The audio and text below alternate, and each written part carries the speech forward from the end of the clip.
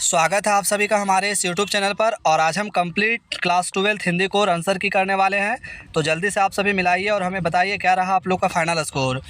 तो आशा करते हैं आप सभी बहुत अच्छे से बनाए होंगे। तो सबसे पहले हम एमसीक्यू प्रश्न को देखते हैं, जिसमें से बहुत ही अच्छा काव्यांश दिया गया है। कह रहा है कि रोटी उसकी जिसका अनाज, जिसकी ज़मीन जिसका, अब कौन उलट सकता, स्वतंत्रता का सुरसिद्धि सीधा कर्म है, श्रम है। तो इस तरह का काव्यांश दिया गया है। हम सबसे पहले आंसर की ओर चलते हैं।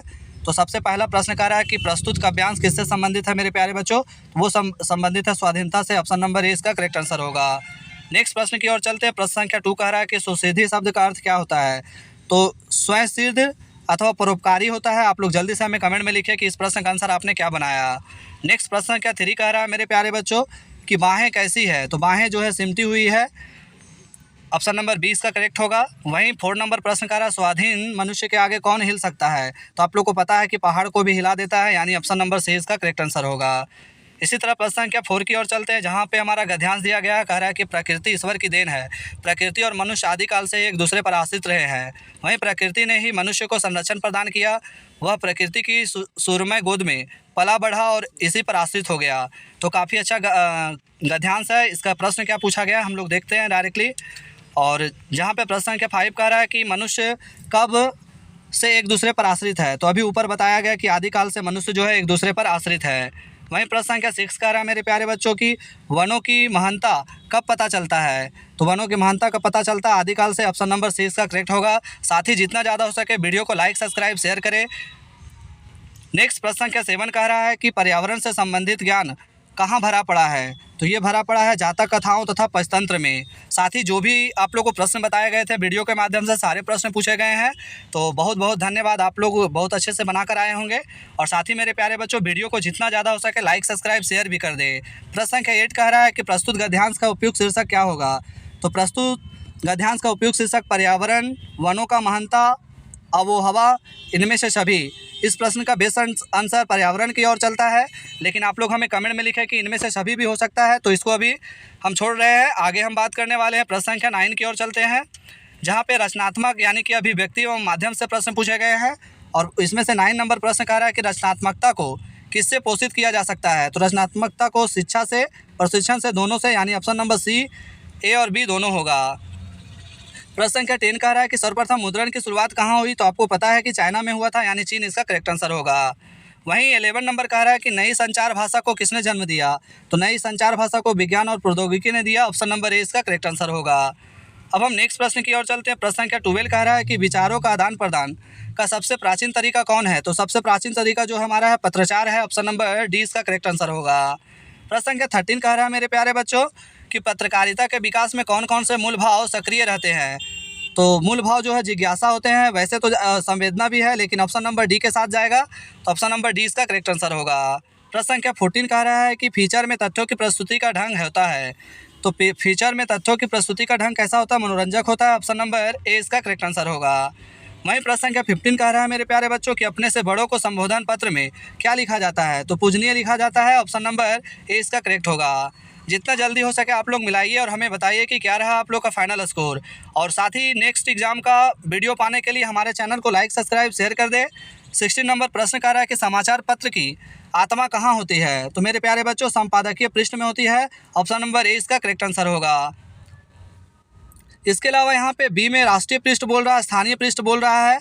तो आप लोग एक बार देख सकते हैं। वैसे बेस्ट आंसर इसका होगा संपादकीय पृष्ठ में, यानी ऑप्शन नंबर ए इसका करेक्ट होगा। नेक्स्ट 70 नंबर कह रहा है कि रिपोर्ट प्रस्तुतिकरण की प्रक्रिया क्या कहलाती है। तो रिपोर्टिंग कहलाती है। ऑप्शन नंबर 20 का करेक्ट आंसर होगा।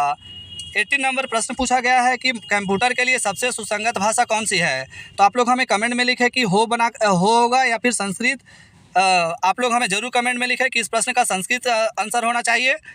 वहीं प्रश्न संख्या 19 से 22 में पूछा गया है हमारा काव्यांश, जो कि पाठ्य पुस्तक से दिया गया। कह रहा तीर्थी है समीर सागर पर, अस्थिर सुख पर दुख की छाया, जग के दग्ध हृदय पर निर्दय विप्लव की पलवित माया। काफ़ी अच्छा काव्यांश पूछा गया है।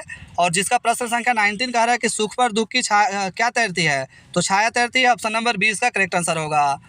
वहीं प्रश्न संख्या 20 कह रहा है कि किसके बारे में चित्रण किया जाता है। किसके बारे में चित्रण किया जाता है। तो यहाँ पे दिया गया समीर के बारे में, बादल के बारे में। तो बेस्ट आंसर तो होना चाहिए यहाँ पे समीर होना चाहिए, लेकिन आप लोग देख लीजिए बादल भी हो सकता है। तो इस प्रश्न को हम अभी छोड़ रहे हैं। अब हम नेक्स्ट प्रश्न की ओर चलते हैं 21, जहाँ पे कह रहा है कि जग का हृदय कैसा है। तो जग का हृदय जो है दग्ध है, ऑप्शन नंबर 20 का करेक्ट आंसर होगा। वहीं प्रश्न संख्या 22 कह रहा है कि ऊंचा सिर कर किसको ताक रहे हैं। तो विप्लव के बादल को ताक रहे हैं, ऑप्शन नंबर ए इसका करेक्ट आंसर होगा। अब हम 23 से 26 प्रश्न जो हमारा पाठ्य पुस्तक से गद्यांश से दिया गया है, तो उन प्रश्नों को हल करेंगे। जहाँ पे कह रहा है जीवन के दूसरे परिच्छेद में भी सुख की अपेक्षा दुख ही अधिक है। जब उसने गेहूँ रंग और बटिया जैसे मुख वाली पहली कन्या के 2 संकरण और कर डाले, तब सास और जिठानियों ने ओठ बिचकाकर उपेक्षा प्रकट की। तो ये हमारा भक्ति से दिया गया है गद्यांश, जिसमें से कह रहा है कि कुल कितनी कन्याओं का जन्म हुआ। तो आप लोग देख सकते हैं। तो 23 में कह रहा है कुल कितनी कन्याओं का जन्म हुआ, तो 3 हुआ था, ऑप्शन नंबर 20 का करेक्ट आंसर होगा। वहीं 24 कह रहा है सास और जिठानियों क्या बिचका रही थी, तो होठ बिचका रही थी, जो कि यहाँ पे ऑप्शन में नहीं दिया गया है। तो इनमें से कोई नहीं इसका सही आंसर होगा, ऑप्शन नंबर डी के साथ चला जाएगा। वहीं प्रश्न संख्या 25 कह रहा है कि सास कितने कमाऊ वीरों के विधात्री थे। तो ऑप्शन नंबर डी के साथ चला जाएगा, 3 वीरों के विधात्री थी। वहीं प्रश्न संख्या 26 कह रहा है कि छोटी बहू को दंड क्यों मिला। तो लीक से हटकर चलने के कारण उसे दंड मिला था, ऑप्शन नंबर बी के साथ चला जाएगा, 20 का करेक्ट आंसर होगा। इसके अलावा सही रास्ते पर चलने के कारण भी हो सकता है, लेकिन यहाँ पे गद्यांश में दिया गया लीक से हटकर, तो ऑप्शन नंबर बी के साथ जाएगा। नेक्स्ट 27 नंबर प्रश्न कह रहा है कि सिल्वर बेडिंग पाठ में लेखक कौन है। तो आनंद यादव है, ऑप्शन नंबर ए के साथ चला जाएगा, ऑप्शन नंबर ए इसका करेक्ट आंसर होगा। वहीं 28 नंबर प्रश्न कह रहा है कि मनोहर श्याम जोशी का जन्म कहाँ हुआ। तो मनोहर श्याम जोशी का जन्म अजमेर में हुआ था, बट यहाँ पे हरिद्वार दिया गया है। तो एक बार यहाँ पे आप लोग देख सकते हैं। मेरे प्यारे बच्चों, इनका जन्म जो है राजस्थान के अजमेर में हुआ है। तो आप लोग देख सकते हैं यहाँ पे अजमेर दिया नहीं गया है, तो इस प्रश्न को हम अभी छोड़ रहे हैं। आप लोग दूज पाठ का कथनायक कौन है। तो इसका सही आंसर क्या हो जाएगा, आनंद हो जाएगा, ऑप्शन नंबर ए के साथ चला जाएगा। वहीं आखिरी प्रश्न हमारा कह रहा है 30 नंबर की मोहनजोदड़ो का अर्थ क्या है। तो इसका अर्थ होगा मृतकों का टीला, बी के साथ चला जाएगा। तो इस तरह से कंप्लीट 30 प्रश्नों को हल किए हैं। वीडियो अच्छा लगा तो लाइक सब्सक्राइब शेयर कर दें। धन्यवाद।